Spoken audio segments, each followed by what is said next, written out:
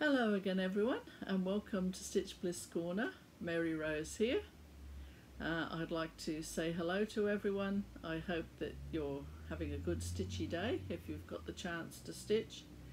And I am going to cover today a designer who, the late Jo Verso. I'm going to talk about her, who her daughter describes as the queen of stitching, and I don't think I would disagree with that. She's made a very valuable contribution to the cross-stitch community. Now, before I do that, I'm going to announce the winners of the Maria Diaz giveaway. Now, the first one is the winner of the Madonna and Child, and that one goes to Karin, Carnine, Karin, Carnine,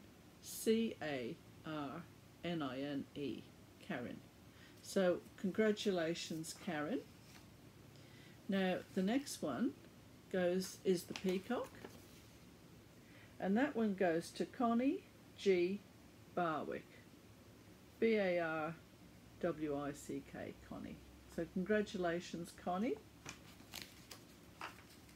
And then the third one, the winner of Spring Beauty, goes to Jane Neilson, Neilson, Jane. So congratulations to you, Jane. And thank you for all those who entered into that competition.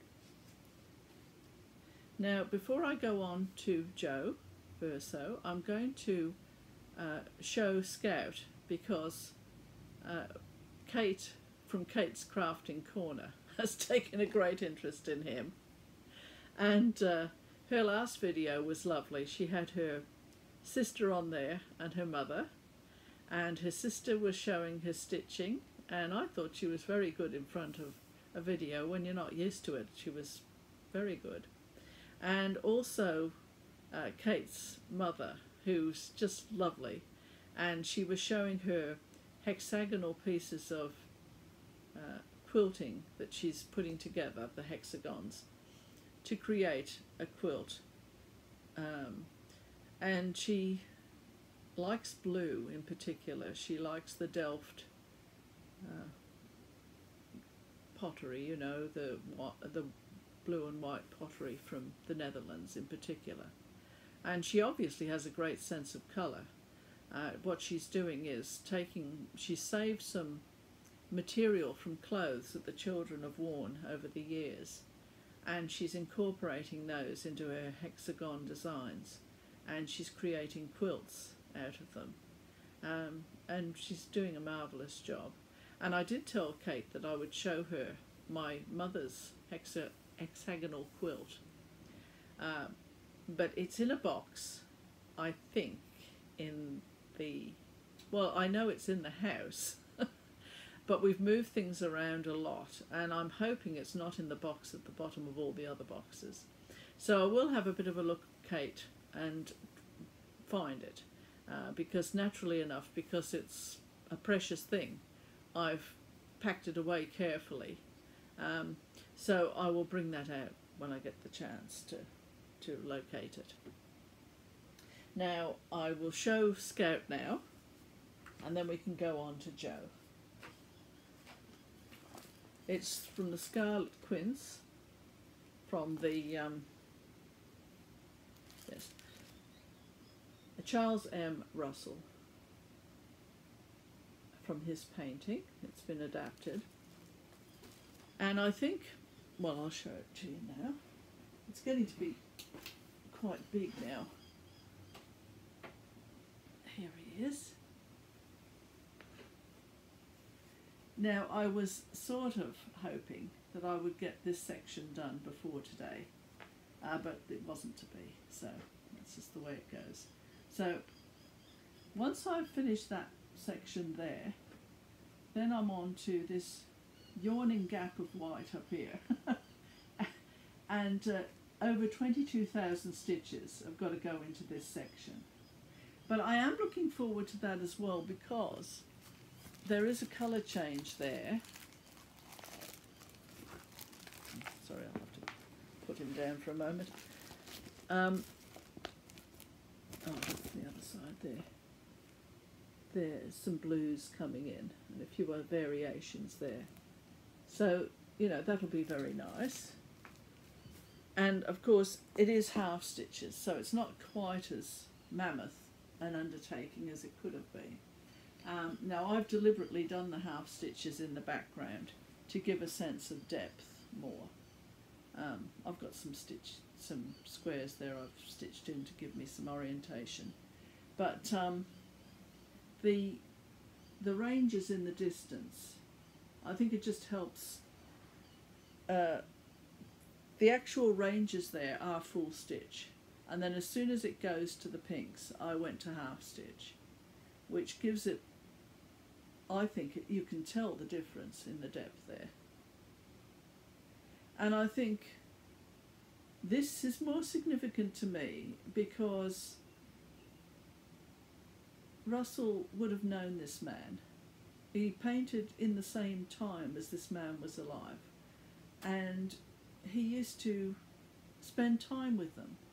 And if he didn't personally know this man, he certainly would have known of him, or known his personality, and known his horse. So for me, it breathes. It's much more of a life thing, you know, rather than a modern painter that paints a historical scene. It doesn't quite, for me, have the same significance as a painting that was painted of the actual person, knowing the person that they've painted, if that makes any sense.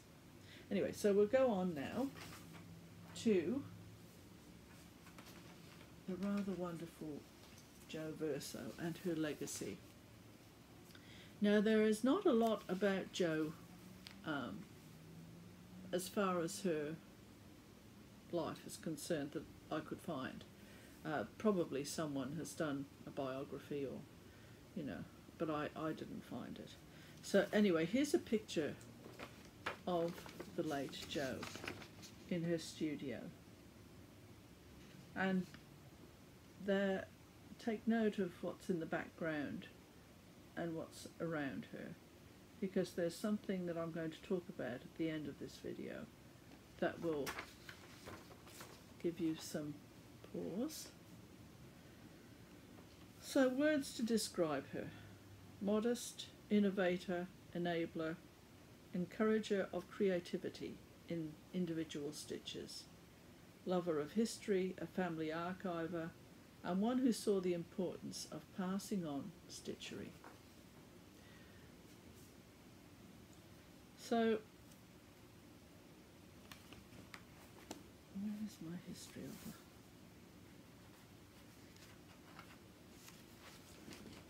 That's just about her. That's about her books. Right, here we go. Jo graduated from Trinity College in Dublin in 1970, and after teaching French in secondary schools for several years, she changed to teaching crafts. She did this to combine her teaching skills with her main interests in needlery. Her first book, Picture It in Cross Stitch, was published in 1988 and was a bestseller very quickly, and her second book, Cross Stitch Cards and Keepsakes, was published in 1990 and was also a bestseller. She also enjoyed patchwork and bobbin lace making. Then there are 6 titles that she has here of books. At the height of her career, she was the world's best-selling cross-stitch author. And so we have Picture It in Cross-Stitch, Cross-Stitch Gifts, Cross-Stitch Cards and Keepsakes, Jo Verso's Cross-Stitch Year, World of Cross-Stitch, and Jo Verso's Complete Cross-Stitch Course. She died in a car accident in 2002. I think it was in France. And she inspired a whole generation of stitchers with her unique style. Now,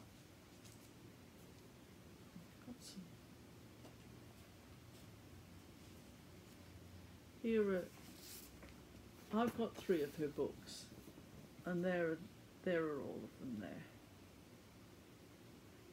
And you can find them online. Now,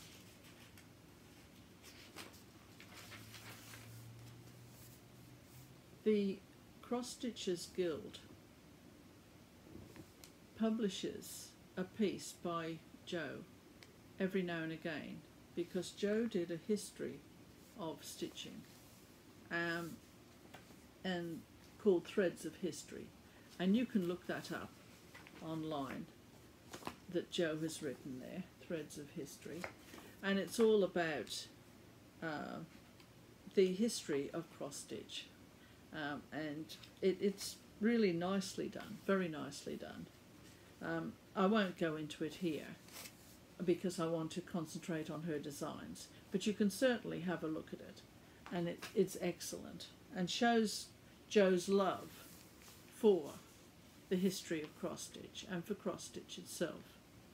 Now, there was a note here from Jane Greenoff, who many stitchers would know that name because she's also a designer, an English designer. And she says, "It is now many years since Jo was killed in a car crash, leaving us all in deep shock. I can still remember her threatening to dye my fringe, bangs, you know, in America, purple, and also being at least partly responsible for the worst hangover in my life." Jo was a patron of the Cross Stitch Guild when we launched in 1996, and she contributed in many ways. This article was much appreciated. Excuse me, Flosstube throat. This article was much appreciated by the Cross Stitch Guild team and our members, and it is with pleasure and regret that we continue to include it. Over to you, Jo. And that was her introduction to Threads of History, which I've just shown you there. So obviously she's remembered very fondly by the members of that guild. Now, I'm going to go on now to an influence that I think, I have no proof of this, but I think it's possible that Jo Verso was influenced by Lowry, L.S. Lowry, who I've mentioned before in a previous video. And here is the man here, and you'll see why I'm showing you this in a minute. That's Lowry there. Wonderful, eccentric, individual, fascinating character. You know, he used to paint with a suit on, a suit and tie, and when his brush, you know, if he wanted to get some of the paint off, he'd just wipe it off on his sleeve. You know, and he loved clocks. You can see all his clocks in the background. Fabulous character. But see, there is what they used to call them, stick characters they used to paint. And he hated that expression. He didn't like it at all, because he didn't see them as stick people. And I'll just show you a picture of his people. He used to celebrate the lives of the common people. And maybe Jo was influenced by him, because she was very keen on what you might call the ordinary people, recording their lives in the same way as Lowry has captured these people and their lives, what they were doing, going to the factories and coming home again, and children playing in the streets because there weren't many parks and things in those days. So both the threads, they put out some charts of Lowry's work, and I have stitched some of them. This one I've actually managed to get round to framing, and you can see the little figures there. And as I say, you'll see why I'm showing you this shortly. So now we'll go on to Jo's books. Now,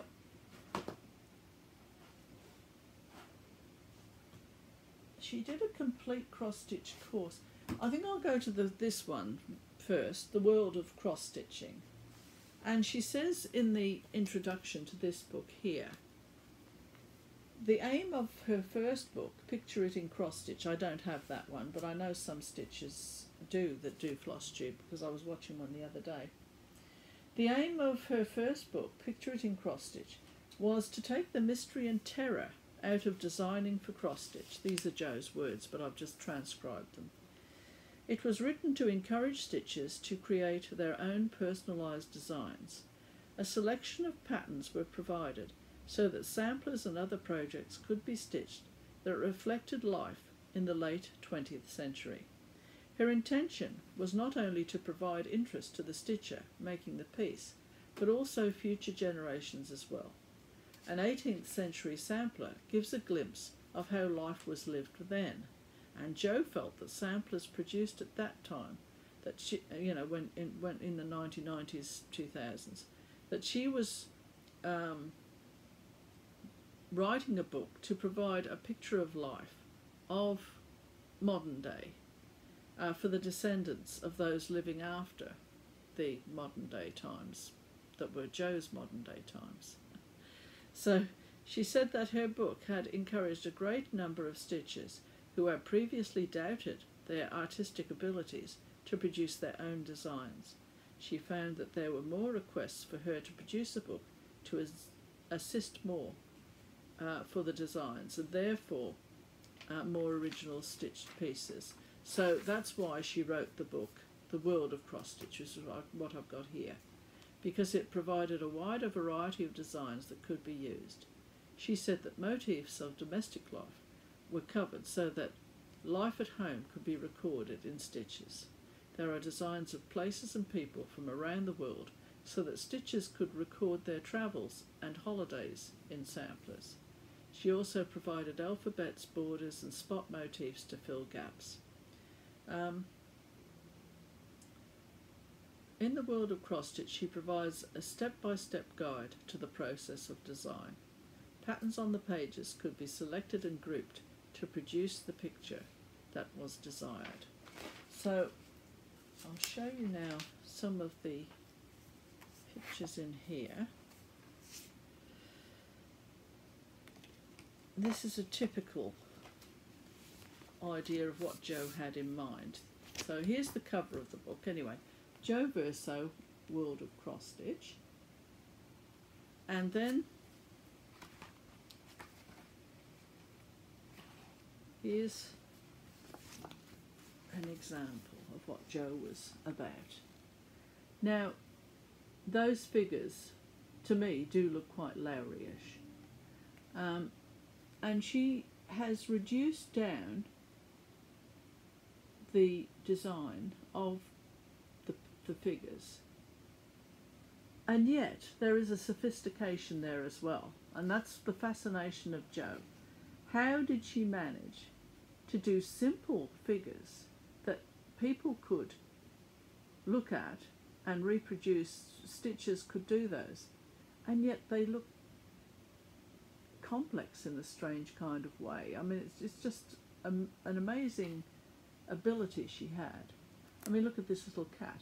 So this really is a snapshot of this family, because you've got their detached home, which means, well, in England anyway, in those days, a detached home, if you lived in a detached home, you were middle class, what they called middle class. And a because a lot of houses, it sort of goes detached home, then semi-detached, where you've got a house and it's sort of got a wall, a divider wall down it, and a family lives on either side. That's semi-detached. And then you have the rows of houses. So, people who had a little bit more money used to have the separate house like this. And then you've got the businessman father and the mother, and then you've got the children. Well, I'm assuming that. I mean, it's possible that this is the mother over here with one daughter and the father with the other. But she looks like a brownie or a. Anyway, you can put in your own interpretation as to what she's saying here. They've got a car and they've got a pet, they've got a garden, someone plays a musical instrument, and they like books. Now how lovely, that's just beautifully done, isn't it? And I think this would put into people's minds, Stitch's minds, well, you know, I could do that then. I could record my family in the same way. And then she had suggestions for her designs as well that could be used. I mean, that's a dear little thing there. That's for the tooth fairy, to put the child's teeth in there.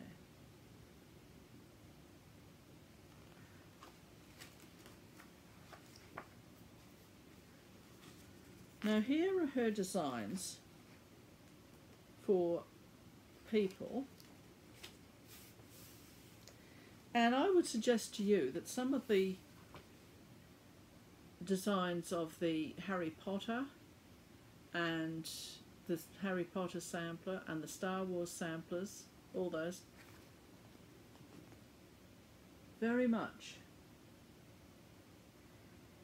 Jo was the forerunner of those designs.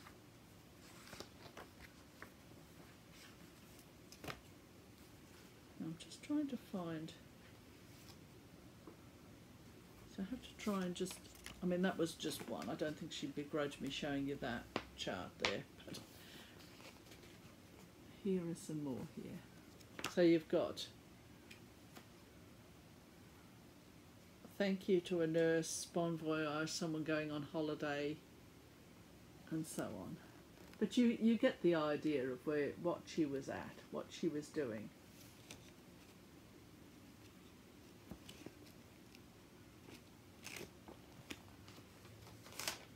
So she really was the queen of the stitching, because she was enabling so many people to create their own works. Look at that. Beautiful. Look at the little baby there, how she's designed that. And the baby in arms. The little pet there.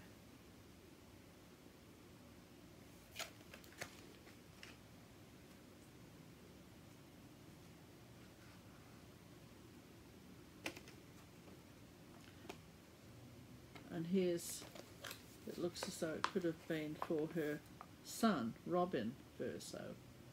And it's got all about his milestones there. And she's put it in a tennis racket. So this is way before a lot of people thought of these ideas. She went there well ahead of them. He obviously liked chess. And I would very much encourage parents today to get their children to learn chess.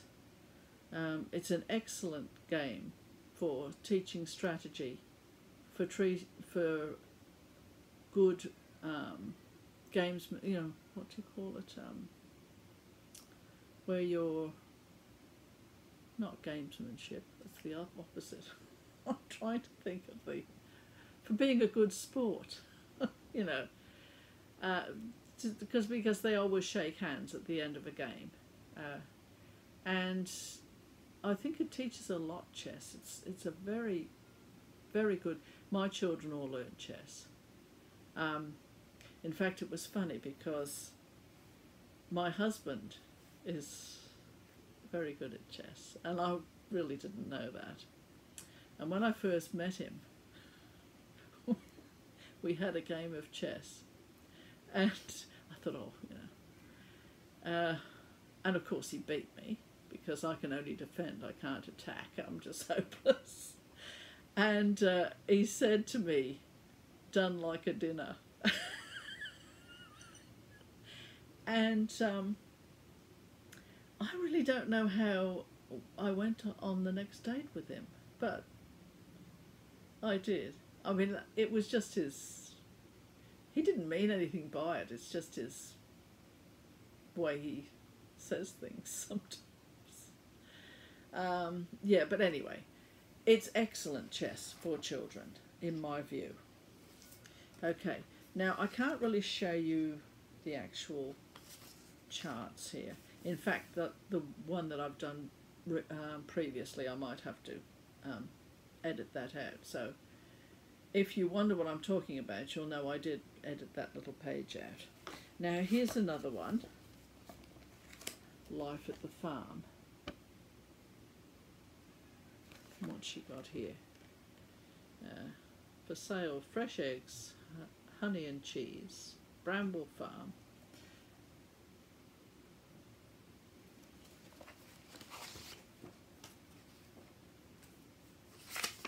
Now this one is recording, it looks like, the teachers at a school. So obviously that was a big part of her, what she thought was important. And here, maps. You can do maps and where you've been and where you stayed, and oh, there's the Bear and Ragged Staff. That's Robert Dudley's emblem from that was Elizabeth's great love, Elizabeth I's great love, Robert Dudley. Well, how about that? I didn't even notice that before. And here's another little idea, and I think Cindy's cross stitch, she's got a similar idea on her wall. She's got her brother-in-law made for her a little section of that looks very much like this, and she's got little hooks in there so she can hang things if she wants to and change things. So that's a beautiful idea as well. So obviously Jo had a very lively brain. Now, what else have I got here? I've just got a few more books. I'll just show you quickly. And where are we? Oh, we're not quite half an hour, so that'll be good. I'll just have a quick look to see if there's anything in this book that I wanted to show you. I think most of this is charts, so I can't really show you anyway. But that was the complete cross-stitch guide, cross-stitch course. And she goes into the fabrics, you know, different counts and everything, how to put your work in a hoop, all sorts of different things. And what's this one? Cross-stitch gifts for children. Oh, and she did this dear little cross-stitch sampler for a doll's house. Dear little thing.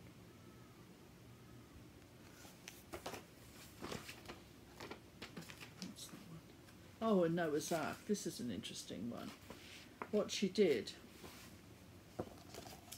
she's done the design for the ark and everything, and then this front bit, it's sort of like a pocket, so it's in two sections, and these little animals here, the child can take them and tuck them in onto the deck of the ship.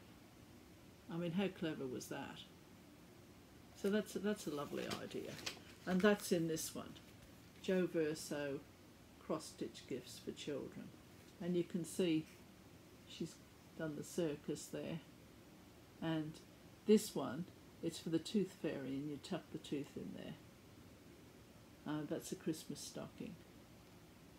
So, now then, I'm going to go now into the conclusion.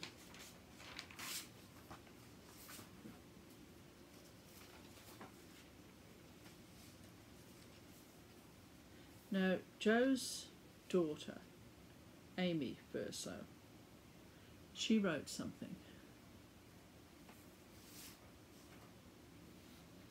And she says, I count myself fortunate to have craft in my blood. My mother, Jo Verso, was a legend of the craft world, the queen of stitching. And she says, When my beautiful, talented mother died, I was living in Exeter, recently graduated from a drama degree, and cutting my editorial teeth by self-publishing a local What's On magazine. At that point, I had not discovered my love of craft. It was something frankly uncool that my mum did, and I almost actively rejected it on those grounds. Oh, how that would change as I gained in years. Scattered across different parts of the country, myself in Devon, my sister in the northwest, my step-siblings in various forgotten parts. We gave ourselves just 48 hours to clear my mother's house when it was sold. Her workroom, a treasure trove of haberdashery, was cleared in one sorry afternoon, with no interest whatsoever in stitching or crafting. A lifetime's collection of buttons, beads, ribbons, threads, yarns and fabrics were tossed into the skip of the local recycling centre, a deed that today has become one of my greatest regrets in life and sends a shudder through my whole body at the thought, a crime against craft of the highest degree. By some miracle, probably because my husband, then my boyfriend, loves antiques, I saved this beauty. I'll show it to you in a minute. A vintage Duard's Silco thread carousel, presumably once used in an old-fashioned haberdasher's for stitching threads. It has become one of my most treasured possessions, and houses a rainbow of sewing threads that I now covet more than any of the trash I was into when the crime was committed. So thank you, Mum, for this, for the Memory Craft 7500 sewing machine, and for everything you did for me. I only wish you were here to show you what I have created with them. And there is what was salvaged. That's all she's got. That's all the family has got. Now, I admire Joe's daughter for doing that, for going public on that, and for saying what happened to Joe's legacy. Because that took a lot of courage, to be frank about what happened to her mother's treasured possessions. But it's also a lesson to every stitcher who cares about what happens to their work when they are gone. Because in Joe's case,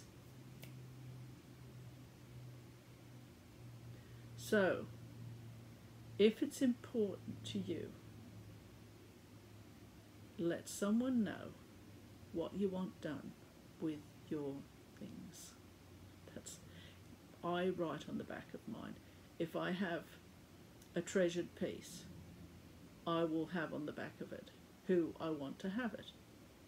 You know, Scout will have something on the back of him.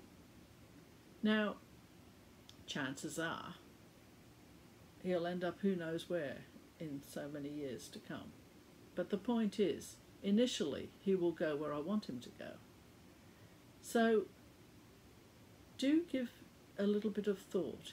Just tell someone, look, you know, in the unlikely event of, I would like, you know, just so that you don't have a situation where you have someone in your family that does do that, what Joe's daughter did, not realising what she was doing at the time at all, not having any inkling.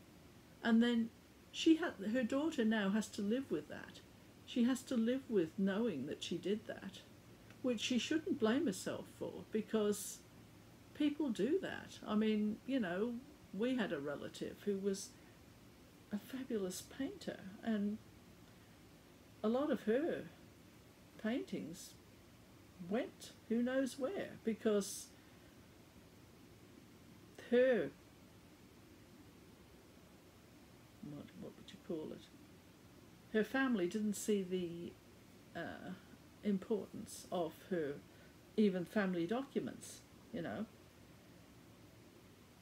But then again, she should have made it clear where she wanted things to go that she valued. You know, I mean, I'm not saying that the pictures were worth a fortune, but that wasn't what I meant. I'm just saying that people value other people's things in different ways. What is incredibly important to one person and would be a prized possession to another person, they don't value it at all. So there was no malice involved in this. It just happened. So I think I hadn't really thought of the fact that, you know, if you don't tell people and then they do something irrevocable and later on they are punishing themselves for doing that, well, that's not fair to put future people in that position where they are regretting what they did. You know, if you can avoid that, well, that's probably the best way to go, to save future pain and unhappiness. Now, was there anything else I wanted to say about that? No, I think basically it's just secure your legacy. Secure your legacy. You know, if that's the way you feel about it, if you feel strongly about what you're doing, and you do want it to go, well, oh, I'm prattling now. You know, you've got it. I'm sure you've got it. Okay, so on to the next. Yes, and thank you, Jo Verso, very much for what you have done. That's another thing I wanted to say, that she's, well, it all lives on because of her. That's the irony of it. Jo really did value all the legacy of stitching, and I think she's certainly made her mark. Now, next time, I'm hoping to, now that Scout is getting closer, even though there are still 22,000 stitches to go, approximately, half stitches, so that's not, doesn't sound quite so gruesome, does it? Anyway, so now that he is nearly off the books, as you might say, I'm going to allow myself to have a look again at the whips that I have waiting. There's one in particular that is calling to me, and it's hard to resist. So my next video, I'm going to line them up and go through them, and I'm also going to show future charts that I have for the future. That, you know, I mean, I don't know how long I'll be doing Flosstube for, so some of those you may not see them stitched, but it would be very nice for you to see where I would be going if I, you know, we'll see how we go. But I'm just saying that, you know, if one day I wake up and think, well, I think I've done as much as people would want me to do in this, on Flosstube, well, then you'll probably sit there and think, oh, she's probably doing this now. That's if you even think of me. Honestly, how crazy is this? All right, I'm going now, and I shall probably see you in a couple of weeks, and until then, happy stitching everybody, and goodbye for now. Bye bye.